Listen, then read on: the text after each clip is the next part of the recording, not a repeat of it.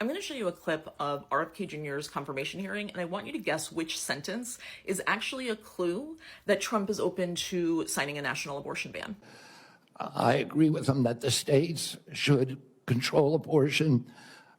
President Trump has told me that he wants to end late-term abortions, and he wants to protect conscious exemptions, and that he wants to end federal. You've probably seen lots of headlines about stuff that Kennedy said on abortion today. A lot of the coverage is focusing on what he said about mifepristone, how Trump wants to study its safety.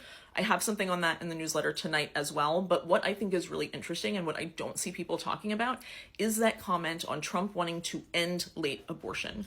Even though it was preceded by this statement about, letting the states control abortion, the fact that he said right after Trump wants to end late abortion means something very specific. And this is why I do the work that I do, tracking anti-abortion language. You sort of have to decode what they really mean. First and foremost, there's no such thing as late abortion. It's not a real medical term. It's not a scientific term. And because it's not a real medical or scientific term, anti-abortion groups can define it however they want, right? And increasingly, this is something I've been tracking at the newsletter, they're defining it as anything after 12 weeks, anything after the first trimester.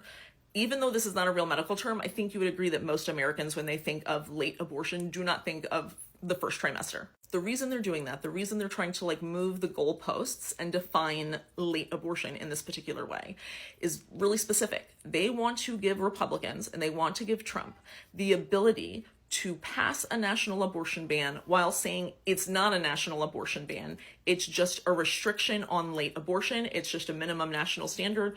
We don't want to pass a ban. We just want to end late abortion. I have lots of details about this in the newsletter, about the way that the anti-abortion movement and anti-abortion legislators have laid the groundwork for this moment to make sure that this happens. They are trying to give Republicans and Trump an out because they know how unpopular abortion bans are. They're trying to make it easier for them to pass an abortion ban, and they are trying to make an abortion ban more palatable to American voters. Lots of information about this in the newsletter, but this is why it's so important that we're paying attention to anti-abortion language and that we're not believing what they say.